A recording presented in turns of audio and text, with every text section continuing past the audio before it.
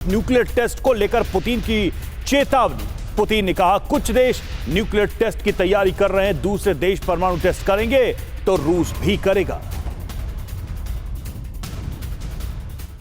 तो सवाल यही है कि पुतिन की इस चेतावनी का मतलब क्या है? क्या पुतिन एटम बम फोड़ेंगे? पुतिन की चेतावनी देखिए, कुछ देश परमाणु परीक्षण करने की सोच रहे हैं, अगर ऐसा हुआ तो रूस परमाणु बम फोड़ेगा। बड़ी बात क्या है, अपनी धमकी में पुतिन ने किसी देश का नाम नहीं लिया है। सवाल है कि क्या पुतिन का इशारा अमेरिका की तरफ है? इसकी वजह भी जानिए। अमेरिका रूस के बीच न्यू स्टार्ट संधि खत्म हो रही है। राष्ट्रपति पुतिन डील आगे बढ़ाने का ऑफर दे चुके हैं। अमेरिका की तरफ से अभी तक कोई ठोस जवाब नहीं आया। अलास्का वार्ता फेल होने से पुतिन ट्रंप में टकराव बढ़ा है, तनाव बढ़ा है। तो ये एक सिचुएशन हमें यहां पर दिखाई दे रही है। कुलकर्णी सर, आप इस चीज को कैसे एसेस करते हैं? क्या वाकई में America is the sole reason जिसकी वजह से ये अपना न्यूक्लियर जो आर्सेनल है इसको बढ़ाने की बात कह रहे हैं पुतिन, और वाकई में ये एक थ्रेट है या फिर रियलिटी है? क्या रूस को और ज्यादा परमाणु बमों की जरूरत है वास्तव में अमेरिका या नाटो देशों से डील करने के लिए? रवि, ये सवाल ये है कि न्यू स्टार्ट संधि जो थी उसमें कैपिटल मतलब एक तरीके से टॉप 1550 न्यूक्लियर वॉरहेड्स और 700 इसके जो मिसाइल्स हैं, इनको ले जाने के जो प्लेटफॉर्म्स हैं, उनके ऊपर एक तरीके से कंट्रोल था। अब क्योंकि 2026 में ये संधि जो समाप्त होने वाली, जो 2011 में साइन की थी, और अमेरिका इसमें कोई इंटरेस्टेड नज़र नहीं आ रहा है, इसलिए जिस प्रकार से बार बार पुतिन पिछले 2 साल से ये कहते आए हैं कि अगर हमारे टेरिटोरियल इंटेग्रिटी के ऊपर कोई भी आंच आएगी तो हम इसे इस्तेमाल करने में कतराएंगे नहीं। तो अगर इस तरह की, और प्लस वो पुतिन ये भी कह रहे हैं कि कोई देश, वो ये नहीं कह रहा है अमेरिका, कोई देश हो सकता है, नॉर्थ कोरिया हो, वो और चीन भी, अगर आप देखिए जब संधि साइन हुई थी 2011 में, तब चीन के पास 200 वॉरहेड थे। आज की तारीख में चीन के पास भी 600 वॉरहेड हैं, प्लस हाइपोसोनिक्स हैं।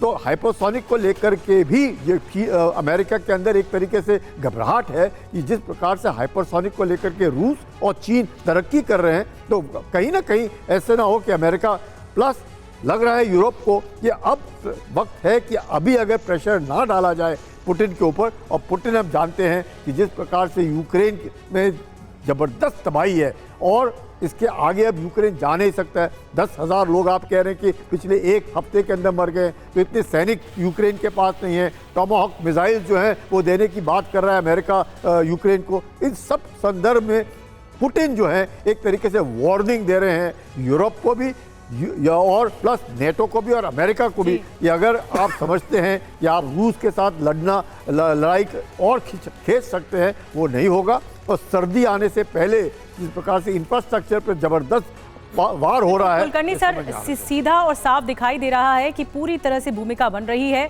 कि रूस वर्सेस नेटो की लड़ाई जल्द शुरू हो सकती है और ये आमने सामने का वार होगा, कोल्ड वॉर नहीं, आमने सामने का वार। और एक और बड़ी खबर है, डोनेस्क इलाके में अमोनिया पाइपलाइन पर अटैक किया गया है। रूस ने ड्रोन से पाइपलाइन पर अटैक किया है।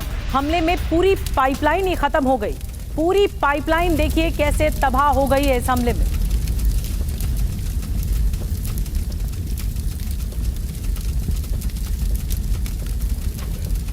और यूक्रेन वॉर फ्रंट से एक और बड़ी खबर, 36 घंटे बाद नाटो दिखाएगा एटमी ताकत। जी हां, न्यूक्लियर एक्सरसाइज शुरू करेगा नाटो।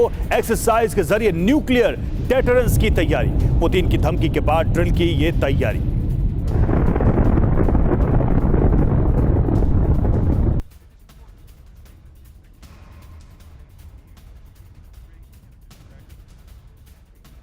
एटमी एक्सरसाइज की तैयारी है। एक तरफ तो पुतिन की चेतावनी, दूसरी तरफ आप देखिए किस तरीके से नाटो की तरफ से ये सारी तैयारी की जा रही है।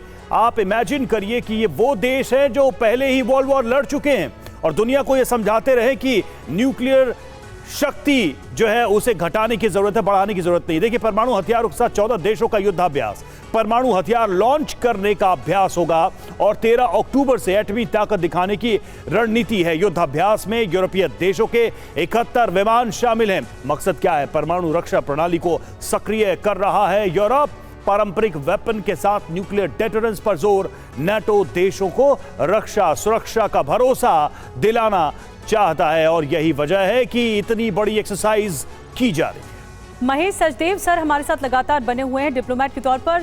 महेश सर, अगर आप देखें तो कूटनीतिक तौर पर यहाँ जो भूमिका है यूरोप की, वो क्या दिखाई देती है?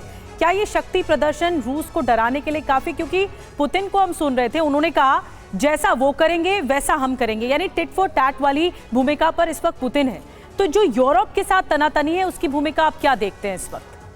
जी, इसमें कई समीकरण आते हैं।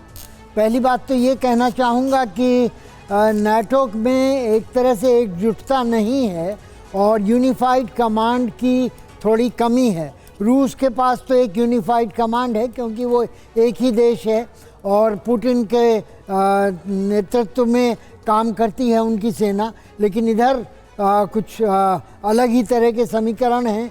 वॉशिंगटन भी है और ब्रसल्स भी है।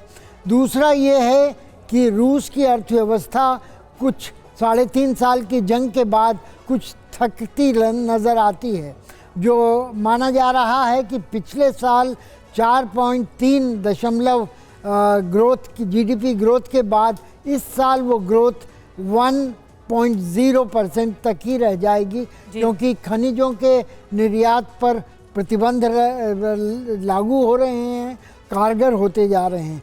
तो इस परिस्थिति में युद्ध के ऊपर जो व्यय किया जा रहा है, उसकी वजह से रूस की अर्थव्यवस्था को और पीछे जाने की ज़रूरत पड़ जाएगी।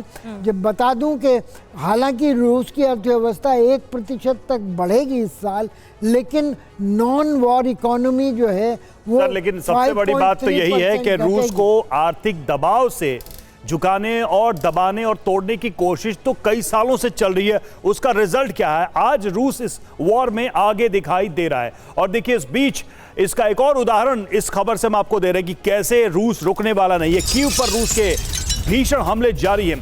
खबर यह है कि रूसी हमले में एक दुकान में आग लग गई है, उसकी तस्वीरें भी सामने आ रही हैं। ये देखिए तस्वीर, वो रूसी हमले के बाद कीव में कैसी तस्वीर सामने आई।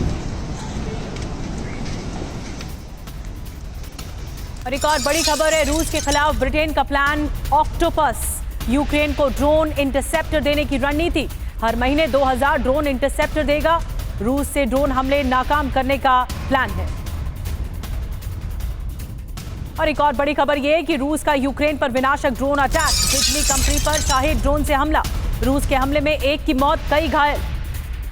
आपको बता दें कि चर्निहिव में बिजली कंपनी पर हमला, रूस के टारगेट पर यूक्रेनी ऊर्जा ठिकाने।